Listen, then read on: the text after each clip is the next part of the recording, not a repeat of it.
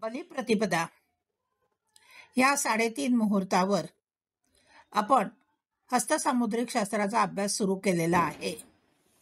आजूबाजूला फटाक्यांचे आवाज येत आहेत. फटाके, भुईचक्र सगळ्याची आतषबाजी चालू आहे आणि त्यातच मुलांचेही आवाज मिसळलेले आहेत. पण मला वाटते तुम्ही या अभ्यासासाठी तिकडे दुर्लक्ष कराल. आता आपण पाहणार आहोत हातावरील मुख्य रेषा. आयुष्य रेषा अंगठा व तर्जनी यांच्यामधील मासल भागातून निघून शुक्राचे उंचवट्यास वळसा घालून मनगटाकडे गेलेली असते ती आयुष्य रेषा. सरळ पूर्ण लांबीची, किंचित रुंद किंवा बारीक पण खोल, रेखी व तेजस्वी अशी असणारी ही रेषा उत्तम समजली जाते. आयुष्य रेषा उत्तम असेल तर दीर्घायुष्य, आरोग्य, सद्वर्तन व सुस्वभाव दर्शविते. आयुष्य रेषेतून निघणाऱ्या उपरेषा ज्या उंचवट्यांकडे जातील त्या उंचवट्यांच्या गुणधर्माप्रमाणे मनुष्याचा गुणधर्म असेल. काहींच्या हातावर याच आयुष्य रेषेला जोड रेषा असते. याचा अर्थ आजारातून सुखरूप सुटका असा होतो.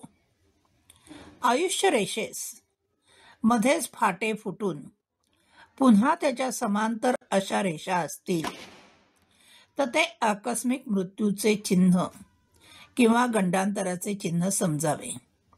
अशा वेळेला आयुष्याची ही जोड रेषा संरक्षणाचे काम करते. आयुष्य रेषेस मिळणारा फाटा गुरु उंचवट्यावरून निघाला तर ते महत्वाकांक्षा किंवा उदात्त ध्येय इत्यादी गोष्टीत अपयश दाखवणारे असते. पण याच रेषा जर आयुष्य रेषेतून गुरुग्रहाकडे जात असतील, म्हणजेच काय म्हणायचं, ऊर्ध्वगामी असतील, तर महत्वाकांक्षा व उदात्त ध्येय यात यश दाखवतात व सांपत्तिक उत्कर्ष दाखवतात. आता दुसरी आहे अंतःकरण रेषा. तर्जनीकडून निघून करंगळीपर्यंत येणारी रेषा अंतःकरण रेषा असते. काही वेळेस ही तर्जनी व मधले बोट यांच्या मधल्या मासल भागातून निघते. अंतःकरण रेषेतून ज्या उंचवट्यावर याचे फाटे जातील किंवा हाताच्या उंचवट्यावरून निघून जे फाटे अथवा रेषा अंतःकरण रेषेस मिळतील त्या रेषा अगर उंचवटा यांच्या स्वभाव गुणधर्माप्रमाणे मनुष्याचा स्वभाव, आरोग्य, रोग व आजार, त्यावर येणारे गंडांतर जाणले जाते.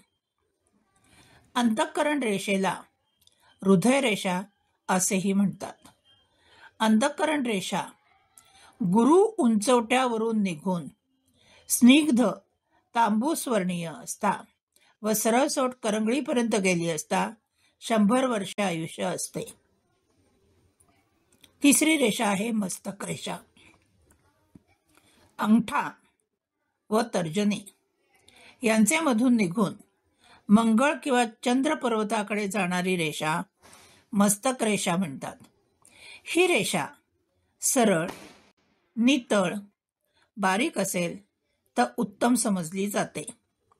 माणसाची स्मरणशक्ती, कुशाग्र बुद्धी व एकपाठी वृत्ती मनुष्याला विद्वान बनवते. या मस्तक रेषेवरून मनुष्याचे विचार, कणखरपणा, कर्तव्यबुद्धी व कर्तृत्व पाहिले जाते.